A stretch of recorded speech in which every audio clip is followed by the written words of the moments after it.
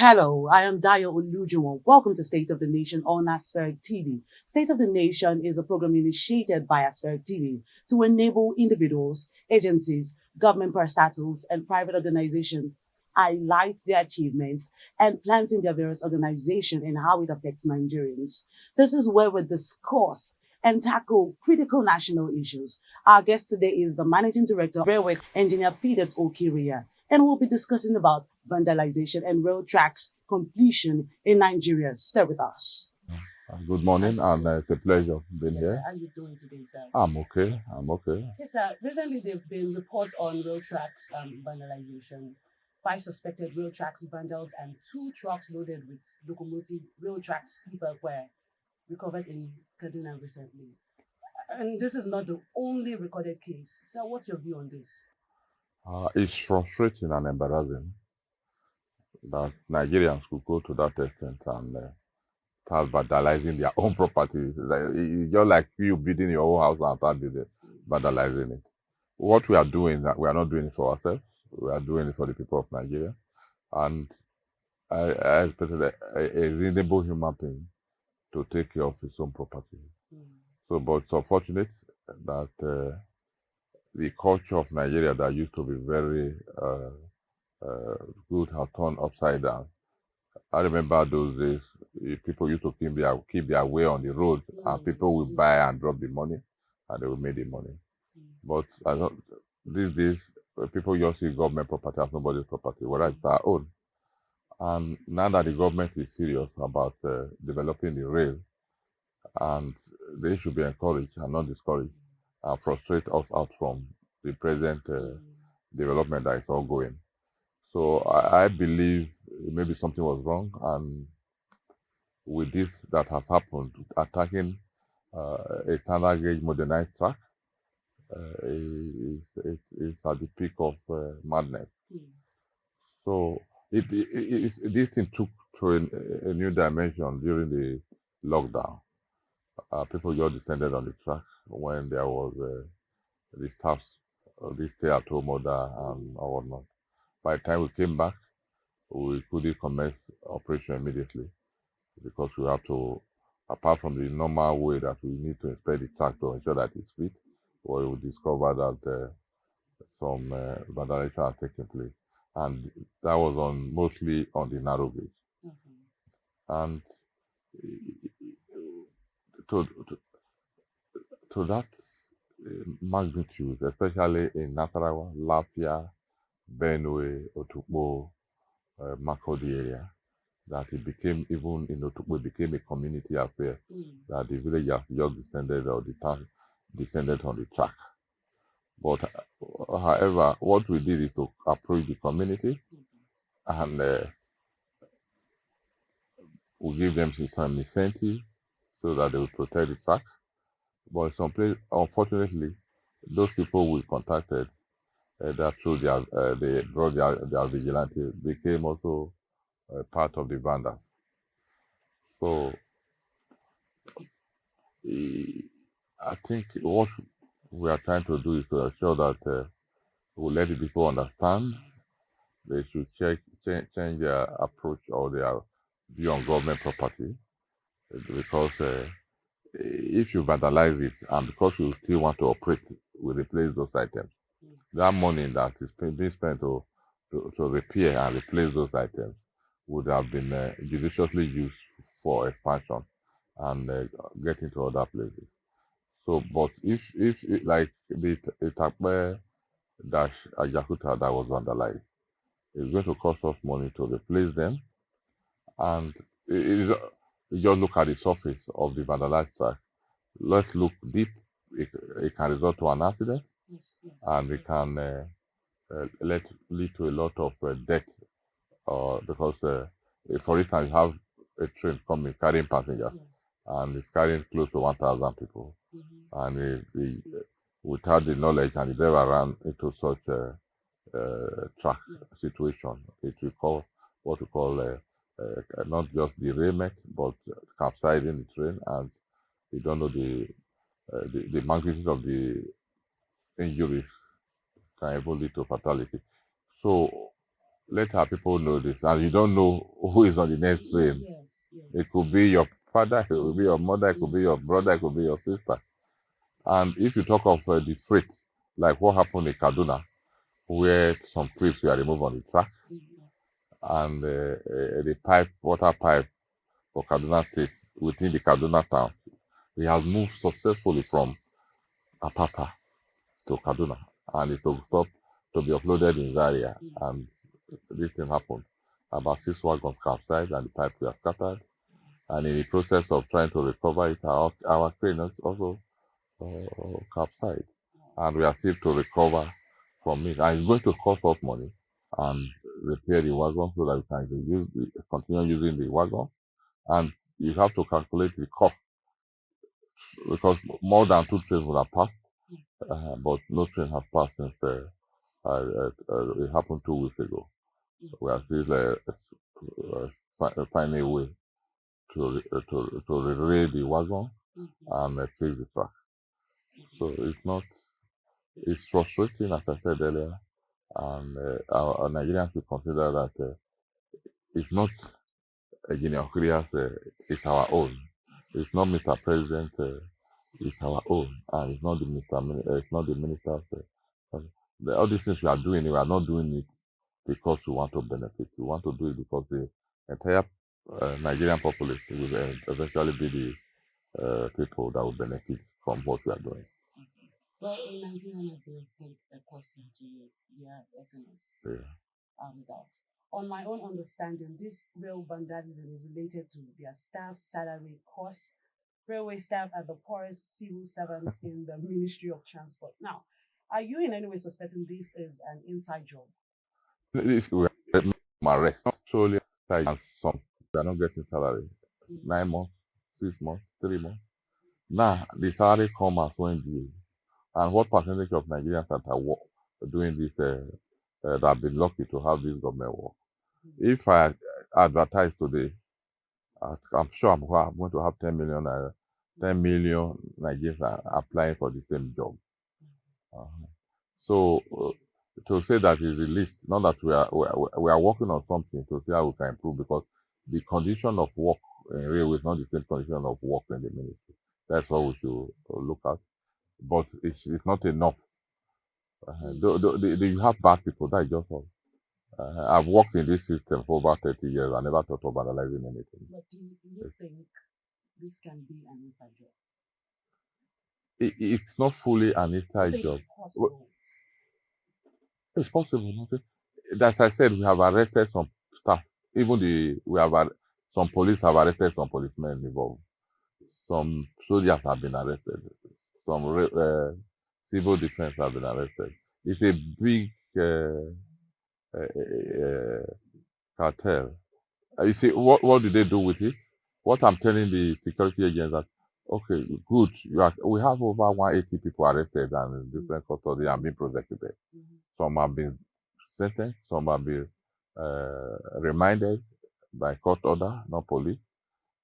And I'm saying, okay, if you catch me, because the iron, I'm not going to use it directly. There's a beneficiary of that iron you are taking. Trailer load is not going to somebody's house, it's going to a factory.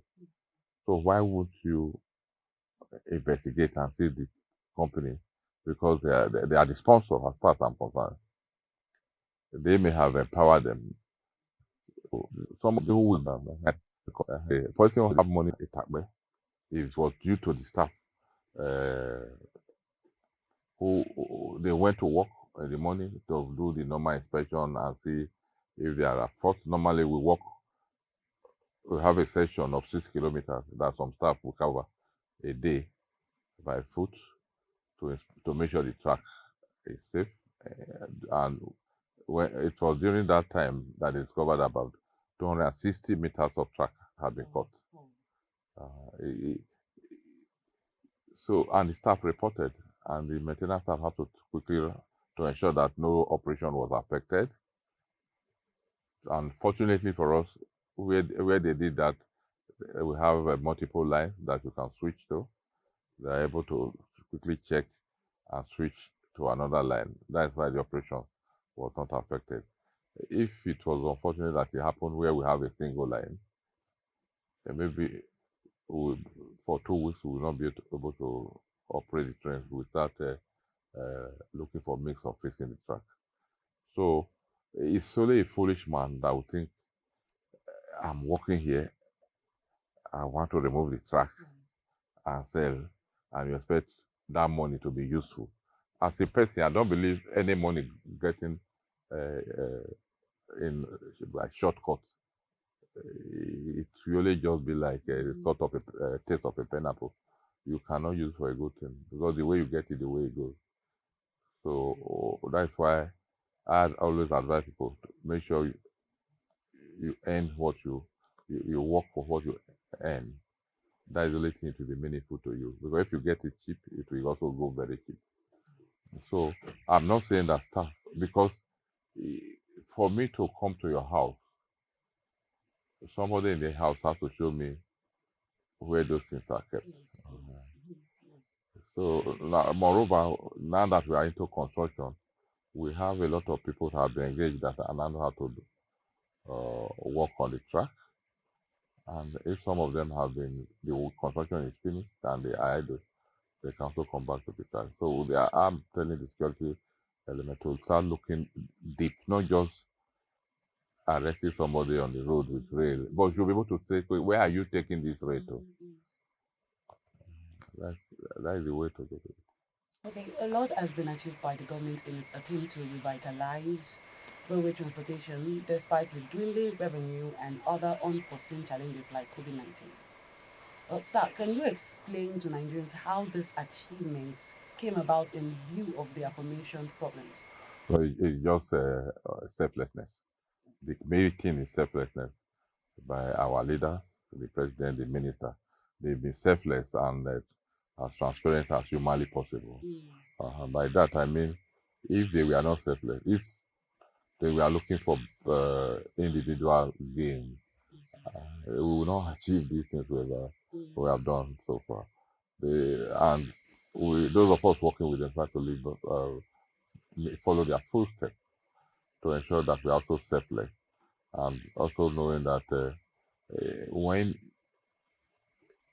you see the multiplying effect of having this infrastructure in place is overwhelming.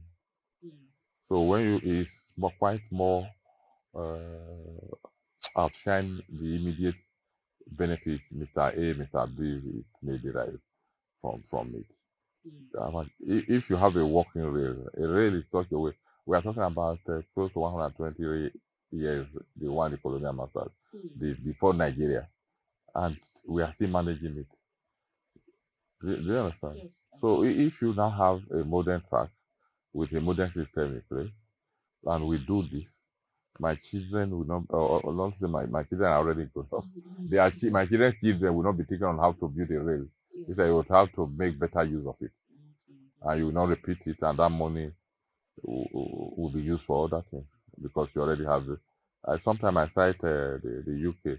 If you don't have the underground train in London, how will people move? Would that be possible even to go by foot? But it's already there. They are not repeating it. So why? Thank God we have selfless leaders that are not saying, okay, if I do 1 kilometer to build a house from that, that's why we are making this great success of it. Okay, and we would like to know the progress on the Kano Mahadi project, Eastern Medical Railway project, and the official commissioning of the Lagos Ibadan Railway project. Can you shed some lights on the projects? Okay, I will start from the river from Lagos Ibadan. There will be inspection on Saturday. Okay. Hopefully, I think it should be a decider of when the commissioning will take place. I'm hoping that at least it should be within the month of June. We should be able to commission it based on the level of completion we have achieved. And on Kano Maladi, as I speak to you, the technical team are meeting right in the ministry to ensure that all T's are crossed and all the I's are dotted before commencement. And the environmental impact analysis is also ongoing, while the right of way is processes are also ongoing. That's what I would say on the Kano Maradi. On the Calabar Lagos, a lot of discussion is ongoing for source of funding, and I think that is quite making progress. And similar to Port Harcourt to Maduguri, both on the rehab work and on the standard gauge modernization, is looking for trying to confirm the source of funding and the terms. So I know that the minister has been working tirelessly with the Ministry of Finance and the Office of the Debt Management Office, and I'm quite positive and hoping that things will happen soon. So that you see, as I said earlier, when you finish all this work, then people will not, they will not know how it happened. Their own is just to like the Kaduna Abuja people come strong calling you ticket racket. If it was not there, nobody would talk about ticket racket here. The train is not clean. If it was not there, nobody would talk about the train not clean. And so they are not getting the benefits. Nobody. I remember the Lagos Ibadan when we started. Those of you who were part of it remember that when we go, we don't come back till midnight. At the time, the minister fire car that he was using caught fire. At another time, it got sunk in a Monday area. But now people take that train from Lagos to Ibadan 1.5 hours, 2 hours. They'll say, why is it too slow? Why is it this? So if it was not there, nobody will go. So we made a lot, took risks, and we are where we are, as I said, because of selflessness and trying to do what is right at all times. So we will get there with, I have trained Nigerians to encourage us by supporting us, by protecting what we have done. But when you start vandalizing what government has put in place, it's sort of disheartening, and it makes you think twice and think, wonder whether. Okay, well, railway projects in Nigeria have been substantially funded by external borrowings. Is this funding structure sustainable to finance the vast rail infrastructure that Nigeria needs to build to sustain its growth plan? You see, if you are still going to school and they ask you, I don't have money to pay school fees, and somebody you are able to source a source to pay your school fees, will you get it? You will get it. Okay. If you know that you need a house and you don't have a house and you approach a bank and the bank is ready to finance you to own a house, will you take it? At a condition that you know you can meet up. If I can meet up, I will. So it's only in the developed world. Nobody brings out his money to buy a car. As if you go to internet today, you check, I want to buy a car, they will say funding available. Do you understand? So we are developing a country and an infrastructure that if it's here today, although people are trying to vandalize it, it's not going to be removed. Do you understand? People will say you are borrowing, the people coming will suffer it. If you don't have the infrastructure in place, are those people going to try to put the infrastructure in place? They will. They will still feel the pain. So, but if you have a means of putting the infrastructure, either by loan or by you have the fund, why don't you put it? People go to America today say, hey, well, just take this and because those infrastructure are in place. The power is in place because they have developed the power. It costs them money and pains to also do that. So that's why you have people. It's okay. You are not working because you are not working. We'll be giving you allowance. Are you getting it? Because they have those things in place. I remember the Chief Obama said it's better to take people if you build a road, if instead of them to be idle, employ them to spoil the roads and employ them to again to repair it so that they can be busy. We are talking about insecurity today. If you wake up and go to work, uh, I'm not saying there are still going to be bad people, but it will remove a lot of the bad people. And I remember my former governor, late Ambrose Ali, when they were saying that the school he was building, that people just go to school and play. They say, I'm happy, at least in the morning they will bath. If that is the only benefit that they bath and going to school, is what they will benefit.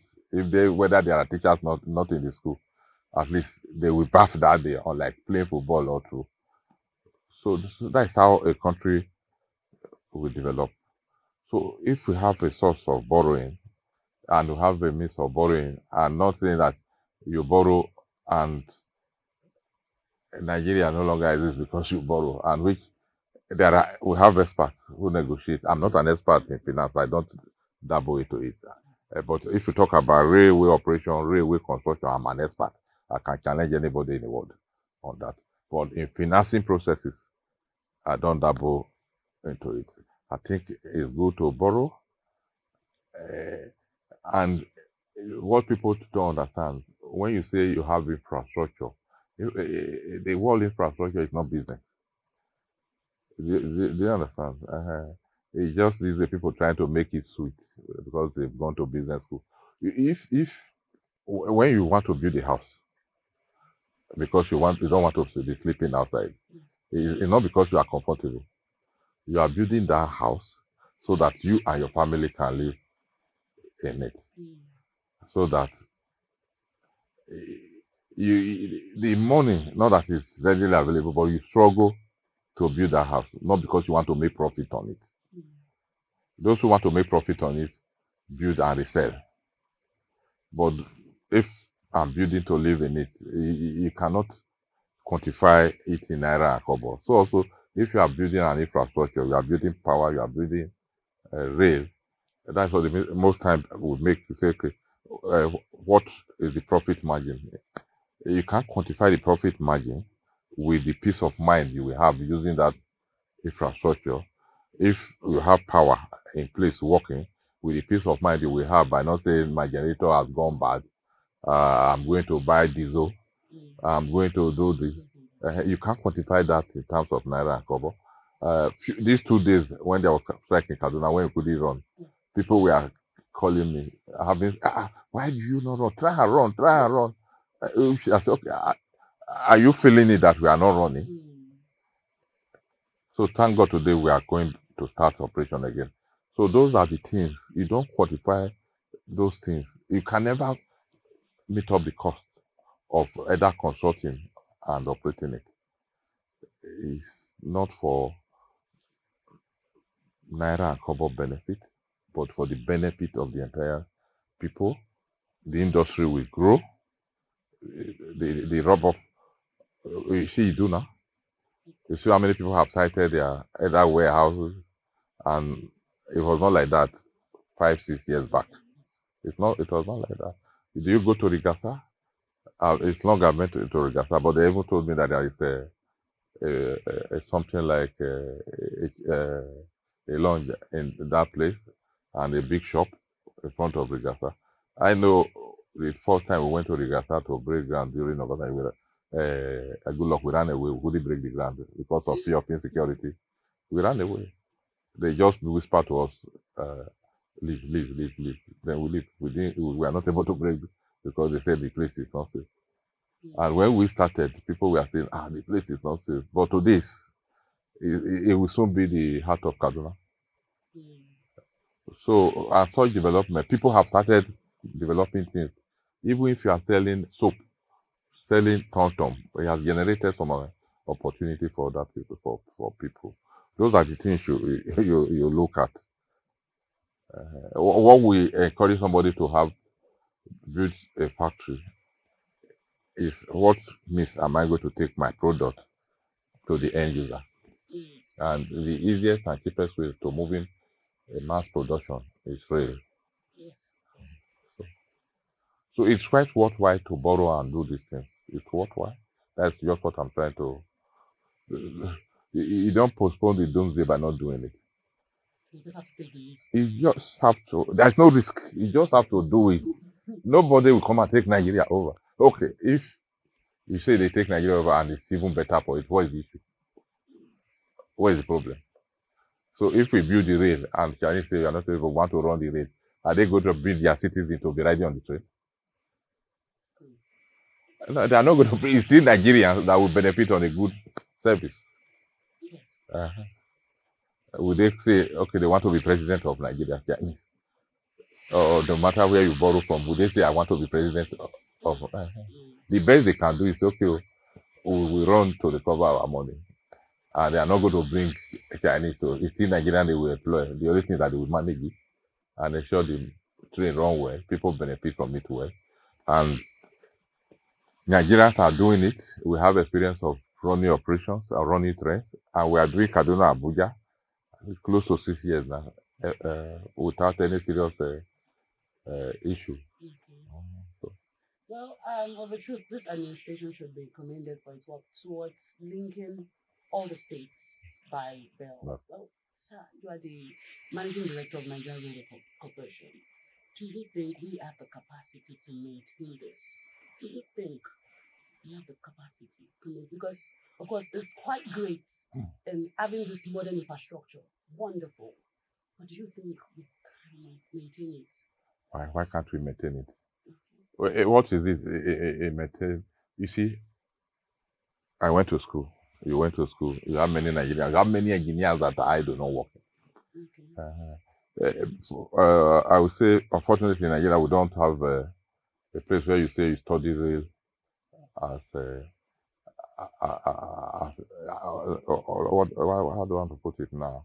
Like you study physics, chemistry, mechanical engineering, and this government is trying to put that in place by having a University of Transportation in Daura and having another one in Rivers. And don't forget, about 150 young Nigerians have been sent to China to study various courses as they affect transportation. And those people have been, what they have is that those who are good enough to get to PhD level will be trained to PhD level. Those who can get to master level get to master level, and they come back and train the other Nigerians. And recently, I'm seeing a lot of scholarship opening for Nigerians in China university. It may be because of those that we have sent are doing well. That's why you see them giving that opening to Nigeria. And we're trying to start an assembly plant first in Kajola, which will eventually grow to a manufacturing center. So, by you learn on the job. If you don't practice, if you don't do it, you don't learn on it. So, as I said, Abuja, Kaduna are being managed by Nigeria. The old one that we run, Lagos, Kano, Port Harcourt, Abada, we operating are being operated by Nigeria. Lagos, Ibadan will still join the fray. We are running now, although skeletal, and will still be run by Nigeria. You see,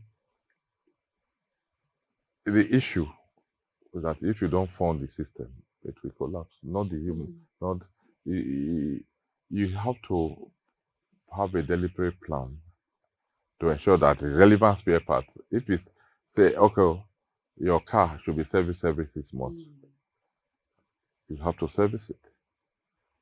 And if you don't service it, it will go bad. I remember in those days in railway, when we change filter, we keep it. That is the easiest thing to change on an engine. Filter, fuel filter, oil filter, air filter. We don't throw them away because eventually, when we don't have the resources to get a new one, we go back to the old one and put them. We wash and wash and wash and put them. But fortunately now, at least as at that time, there was nothing like proprietary provision for railway. I was seeing the rail system that the first budget we had was 50 million, and it was for law library. Do you understand? Just recently, 50 million for law library during this present a democratic this thing. Do we have a maintenance section in Nigeria Railway Corporation? You see, those days, any engineer that has not gone through to go to railway for practical experience cannot call him an engineer.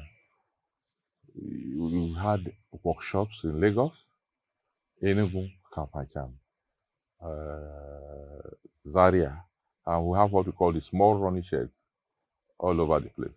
Ofa, Mina, Mokwa, Kano, Bauchi, Maduguri, Port Harcourt. Those running sheds are where you carry out daily service of a locomotive.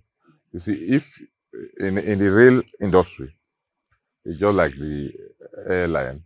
If you send a train out, if it's only for 1 hour and it comes back, there are basic checks you must do to ensure that you get to the next destination. You don't say because I serviced 1 hour ago, he has gone and gone back, you will not check again. You must check. And we have what we call train examiners, Engr. So you have train examiner. If he leaves Lagos at Ibadan, somebody must check. If he gets to Opa, somebody must check. If he gets to Lorry, another person will check. So on Jeba, Mokwa. So we have that culture of maintenance. We have what we call daily maintenance, weekly, quarterly, 6 months, yearly, biannual. Then you have what we call after 10 years, what we call periodic overhaul. But this thing go with funding because there are things you don't wait, in a transport industry, you don't wait for breakdown maintenance. You have to do planned maintenance. You don't wait for the bulb to die. When you know the bulb lifespan is 5-6 months, after 5 months, you'll be able to change everything. You don't wait for them to die before you change. That's how it should be. At the time, I was telling my staff when I was director, just assume you run a locomotive and it failed. Assume that you have sent out an airplane and the airplane failed and it crashed. Same way you look at it, the same way you look at the rolling stock. So if a train is to leave Abuja to Kaduna and it failed, it means if it was a plane, it would have crashed. So we should not ensure that the train don't crash in the way forward. We are on the process now. About 2 weeks ago, the Salaries and Wages Commission sent a team to. I didn't get that, sir. The Salaries and Wages Commission sent a team to us to do the assessment, and the process is on. And so why would somebody who is collecting our revenue be any more than somebody who is providing service for Nigerians to have a better life? That's how we put it. I think something is wrong somewhere. If I can understand private companies trying to motivate their staff paying differently, I don't see why a government that is a system and they employ these people to work for government should be getting disparity in their salary. I don't still understand it. I don't still understand it. If I happen to be working in NPC because I'm there to collect money from somebody who is doing and getting oil, I should earn big. if I'm working in central bank, because you are working with somebody who is collecting and collecting revenue from financial houses to earn big. Those of us that are providing water, because you can't sell water and make money if you earn, and we are also providing service to Nigerians. Those of us that are operating trains that will run in the bush, sometimes the staff live in where you don't have only the staff quarters. They just live in the village. Uh, they don't have somebody to relate with them apart from themselves, because you must have people to ensure that the train operates. So you get differently. I still don't understand. At my level, I still don't understand. Well, thank you so much for this wonderful time you've given to us.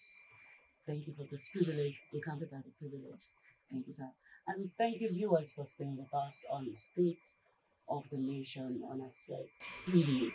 Kindly subscribe to our YouTube channel if you have not, and click on the notification button. You can as well follow us on all our social angles. Thank you. I remain Dayo Elijuma. God bless you.